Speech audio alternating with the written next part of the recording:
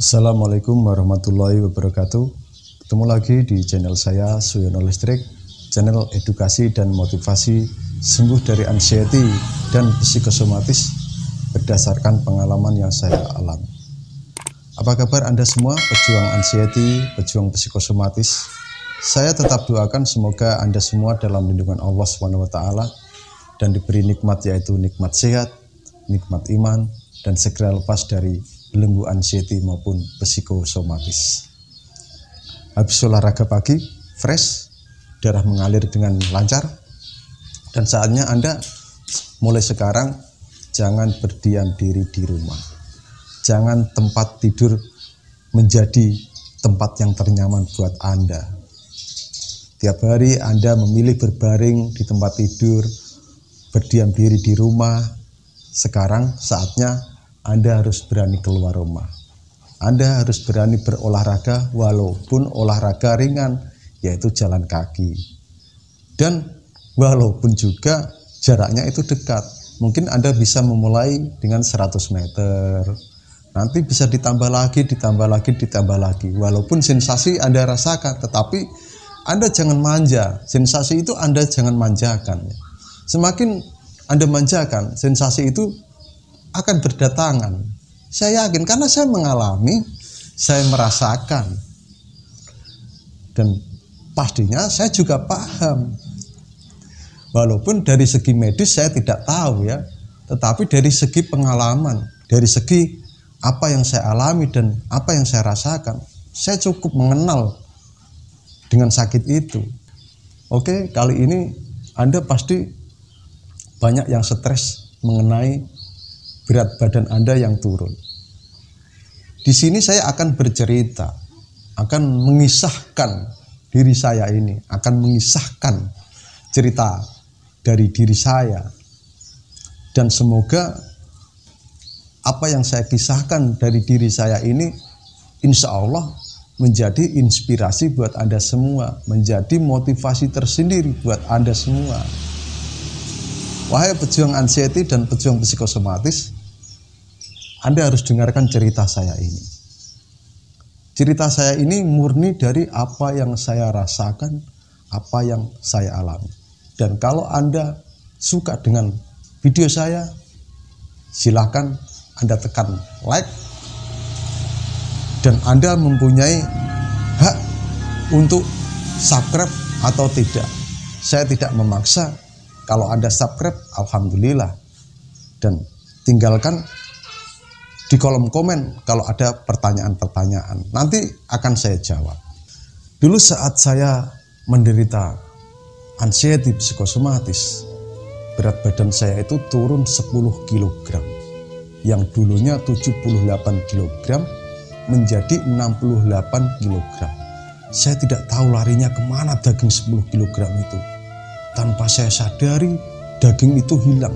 Bayangkan daging 10 kg itu banyaknya seberapa. Kalau dimakan dalam waktu sehari tidak akan habis. Kalau Anda makan sendiri loh ya, tidak akan habis.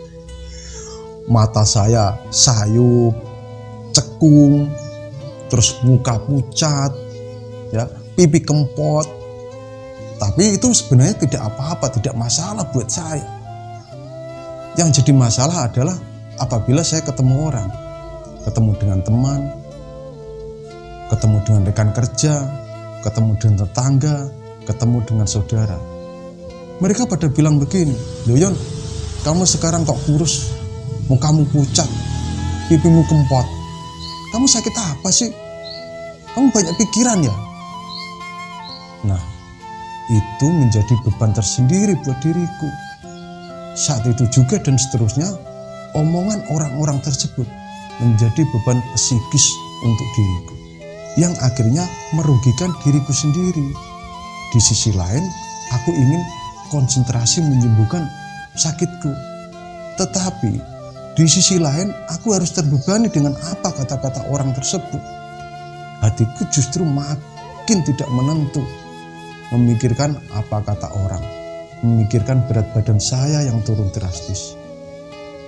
Di sini menyebabkan aku punya masalah baru, yaitu ingin cepat sembuh dari sensasi-sensasi anxiety psikosomatis dan ingin gemuk lagi.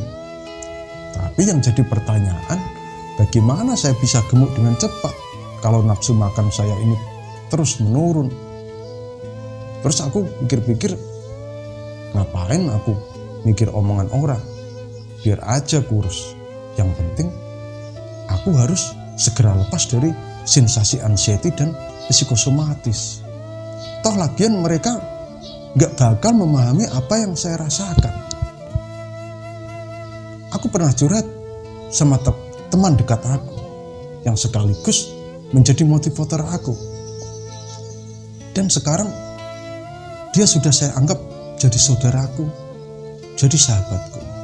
Dia bilang gini, ngapain kamu memikir omongan orang? Gak apa-apa kamu kurus. Sekarang kamu harus konsentrasi dulu dengan sakit kamu.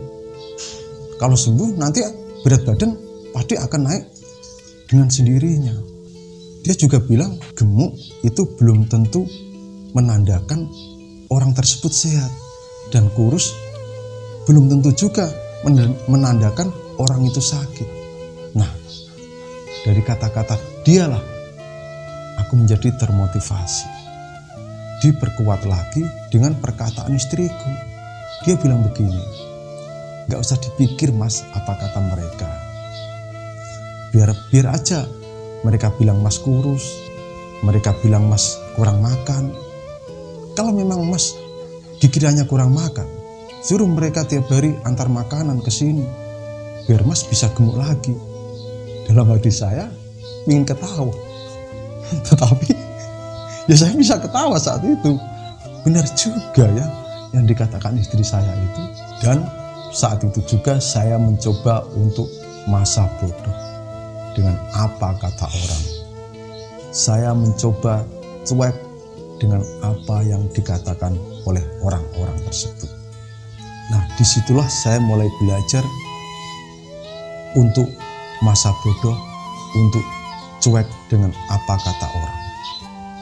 Kata orang yang menyakitkan, menyinggung perasaanku, mulai saya singkirkan, mulai saya cuek dengan apa kata mereka. Karena apa?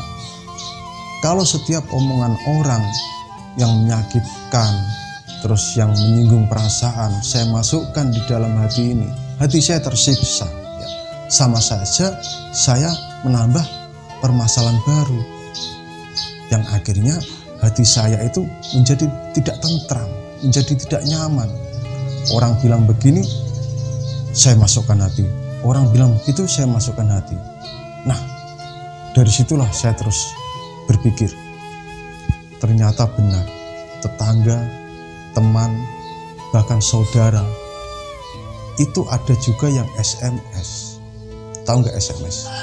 SMS itu senang melihat orang susah dan susah melihat orang senang. Dari kisah saya itu, coba rekan-rekan jadikan inspirasi. Badan Anda kurus biarin saja. Konsentrasi sama sakit Anda dulu. Nanti juga akan naik lagi berat badan Anda. Tidak usah Anda pikirkan, tidak usah Anda bernafsu ingin cepat gemuk. Gak bakal bisa kalau selama pikiran Anda masih terbayang oleh sensasi-sensasi itu. Untuk menggemukkan badan itu belum bisa. Nanti kalau hati Anda sudah tentram, pikiran sudah tenang, makan sudah teratur, nanti berat badan Anda akan naik dengan sendirinya tanpa Anda sadari. Sekarang carilah berat badan yang ideal. Berat badan ideal itu adalah tinggi badan dikurangi 110. Kalau tinggi badan saya itu 168, berarti berat badan ideal saya itu 58 kg. Banyak yang berpikir gemuk adalah tanda kemakmuran. Di sini saya tidak setuju. Banyak orang yang kaya, orang yang sukses, berat badannya segitu aja. Jadi terus semangat, awali dengan niat, bulatkan tekad, dan segera raih kebahagiaan. Kebahagiaan yang sudah menjauh dari Anda harus kejar. Karena apa? Kebahagiaan itu ibaratnya begini. Kalau kebahagiaan itu sudah meninggalkan Anda, dia tidak akan datang dengan sekonyong-konyong menghampiri Anda. Anda harus mendekati kebahagiaan itu, mencari kebahagiaan itu. Ibaratnya begini, kalau kita punya ember dan di sana ada sumur, bagaimana ember ini terisi air? ember itu harus datang ke sumur. Kita datangkan ke sumur untuk diisi air, bukan sumur yang datang ke ember. Gitu ya, semoga Anda paham. Nah, itulah kebahagiaan itu harus Anda raih. Segera raih kebahagiaan itu, kejar kebahagiaan itu. Ingat, Allah itu tidak akan merubah nasib seseorang kalau seseorang itu tidak merubah sendiri nasibnya. Dan hidup ini bukan apa yang kita miliki, tetapi apa yang bisa kita nikmati. Oke? Hanya itu saja, tetap semangat. Kalau badan Anda sekarang kurus, biarin saja kurus. Yang penting Anda konsentrasi dulu sama sakit Anda, gitu ya.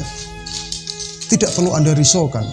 Kalau ada orang bilang begini begitu, biarin saja. Mulai sekarang Anda harus cuek. Cuek. Sudah cuek saja. Mungkin hanya itu saja. Wassalamualaikum warahmatullahi wabarakatuh.